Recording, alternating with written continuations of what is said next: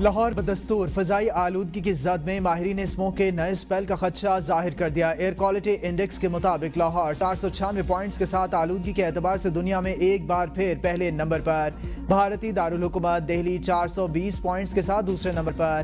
محکمہ ماحولیات نے جمعہ اور اتوار کو لاہور میں ہیوی گاڑیوں کے داخلے پر پابندی لگا دی۔ سینئر صوبائی وزیر مریم اورنگزیب کہتی ہیں پنجاب حکومت کا فضائی آلودگی کے خلاف سخت آپریشن جاری، کنٹرول روم سے مسلسل نگرانی کی جا رہی ہے، مل کر ہی مشکل موسمی حالات کا مقابلہ کیا جا سکتا ہے۔ دھواں پھیلا کر انسانی زندگی سے نہ کھیلیں، عوام گھروں پر ہی رہیں، غیر ضروری طور پر باہر نہ نکلیں۔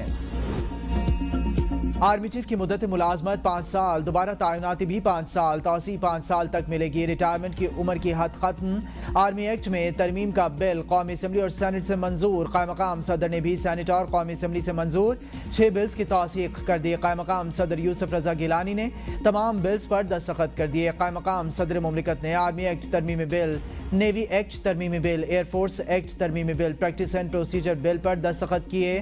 سپریم کورٹ اور اسلام آباد ہائی کورٹ کے ججز کی تعداد میں اضافے کے بلز پر بھی دستخط۔ صدر کے دستخط سے تمام بلز قوانین بن گئے، فوری نافذ العمل ہوں گے۔ قومی اسمبلی میں وزیر دفاع خواجہ آصف کی طرف سے پیش کردہ آرمی ایکٹ ترمیمی بل کے مطابق پاک فوج میں جنرل کے ریٹائرمنٹ کے قواعد کا اطلاق آرمی چیف پر نہیں ہوگا۔ تعیناتی دوبارہ تعیناتی اور ایکسٹینشن کی صورت آرمی چیف بطور جنرل کام کرتا رہے گا۔ پاکستان ایئر فورس اور نیوی ایکٹ میں ترمیم کا بل بھی دونوں ایوانوں سے منظور۔ نیوی اور ایئر فورس کے سربراہ کی مدت ملازمت بھی تبدیل، ایئر فورس اور نیول چیف کی دوبارہ تعیناتی 5 سال یا توسیع 5 سال تک کے لیے کی جا سکے گی۔ نیولا اور ایئر چیف کے لیے ریٹائرمنٹ کی عمر کی حد ختم کر دی گئی۔ پی ٹی آئی کی قومی اسمبلی سے بلز کی منظوری کی مخالفت لیکن احتجاج نہ کرنے کا اعلان۔ بیرسٹر گوہر کہتے ہیں مدت ملازمت میں اضافہ نہیں ہونا چاہیے، قانون سازی کا یہ طریقہ درست نہیں، کوئی بھی بل رولز کے تحت منظور نہیں ہوا۔ چاہتا ہوں حکومت اتنی اہم قانون سازی کو متنازع نہ بنائے، اس بل پر باقاعدہ بحث ہونی چاہیے تھی۔ تمام سروسز چیفز کے حوالے سے بہت اہم ذمہ داریاں ہیں، ہم احتجاج نہیں کریں گے۔ جنرل باجوہ کی مدت ملازمت میں توسیع کے لیے سپریم کورٹ نے قانون سازی کا کہا تھا، بل نہ قائمہ کمیٹی میں گئے نہ بحث ہوئی۔ سپریم کورٹ کے ججز کی تعداد 34 کی گئی۔ بھارت میں اس وقت صرف 33 ججز ہیں۔